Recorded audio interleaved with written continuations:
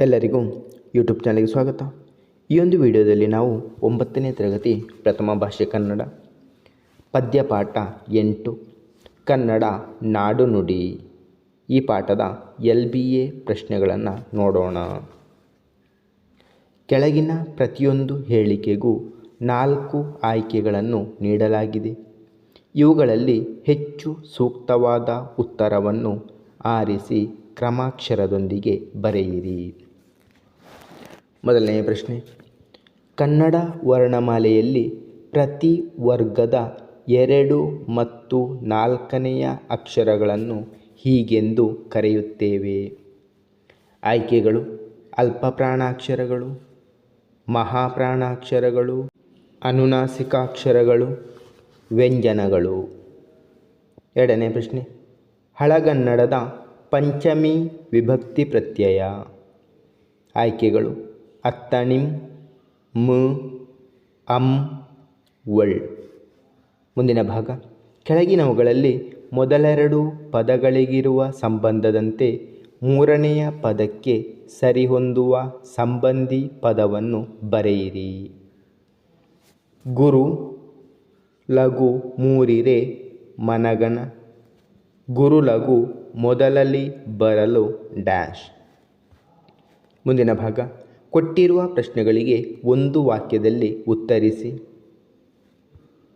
ಪದನರಿದು ನುಡಿಯುವವರು ಯಾರು ಎಂದು ಕವಿ ಹೇಳಿದ್ದಾನೆ? ತುಪ್ಪದೊಡನೆ ಯಾವುದನ್ನು ಬೆರೆಸಬಾರದು? ಮಹಾಲಿಂಗ ರಂಗನ ಪ್ರಕಾರ ಸುಲಿದ ಬಾಳೆಯ ಹಣ್ಣಿನಂತೆ ಇರುವ ಭಾಷೆ ಯಾವುದು? ಮುಂದಿನ ಭಾಗ, ಕೊಟ್ಟಿರುವ ಪ್ರಶ್ನೆಗಳಿಗೆ 2-3 ವಾಕ್ಯಗಳಲ್ಲಿ ಉತ್ತರಿಸಿ.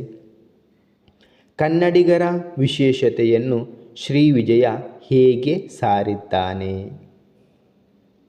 ಮುಂದಿನ ಪ್ರಶ್ನೆ, ಕನ್ನಡ ನುಡಿಯಲ್ಲೇ ಮೋಕ್ಷ ಸಾಧನೆ ಎಂದು ಕವಿ ಮಹಾಲಿಂಗರಂಗ ಹೇಗೆ ಸಾಧಿಸುತ್ತಾರೆ? ಮುಂದಿನ ಪ್ರಶ್ನೆ, ಕನ್ನಡ ನಾಡಿನ ಪ್ರಾಕೃತಿಕ ವರ್ಣನೆಯನ್ನು ಆಂಡಯ್ಯ ಕವಿ ಹೇಗೆ ಸಾರಿದ್ದಾರೆ? ಮುಂದಿನ ಭಾಗ, ಸಂದರ್ಭ ಸಹಿತ ಸ್ವಾರಸ್ಯವನ್ನು ವಿವರಿಸಿ. ಕುರಿತೋದಯಂ ಕಾವ್ಯ ಪ್ರಯೋಗ ಪರಿಣಿತ ಮತಿಗಳ್. ಕಳಿದ ಸಿಗುರಿನ ಕಬ್ಬಿನಂದದಿ. ಮುಂದಿನ ಭಾಗ, ಕೊಟ್ಟಿರುವ ಪದ್ಯಭಾಗವನ್ನು ಪೂರ್ಣಗೊಳಿಸಿ. ಪದನರಿದು ಅಲ್ಲಿಂದ ಮತಿಗಳ್. ಮುಂದಿನ ಭಾಗ, ಕೊಟ್ಟಿರುವ ಪದ್ಯಭಾಗಕ್ಕೆ ಪ್ರಸ್ತಾರ ಹಾಕಿ ಗಣವಿಭಾಗ ಮಾಡಿ ಛಂದಸ್ಸಿನ ಹೆಸರನ್ನು ಬರೆಯಿರಿ. ಕಟ್ಟುಗೆ ಕಟ್ಟದಿರಿಕೆ ಕಡಲಂ ಕಪಿ ಸಂತತಿ ವಾಮನ ಕ್ರಮಂ. ಧನ್ಯವಾದಗಳು. ಇಷ್ಟವಾದರೆ ಲೈಕ್ ಮಾಡಿ, ಶೇರ್ ಮಾಡಿ. ಹೆಚ್ಚಿನ ವಿಡಿಯೋಗಳಿಗಾಗಿ ಚಾನಲನ್ನು ಉಚಿತವಾಗಿ ಸಬ್ಸ್ಕ್ರೈಬ್ ಮಾಡಿ.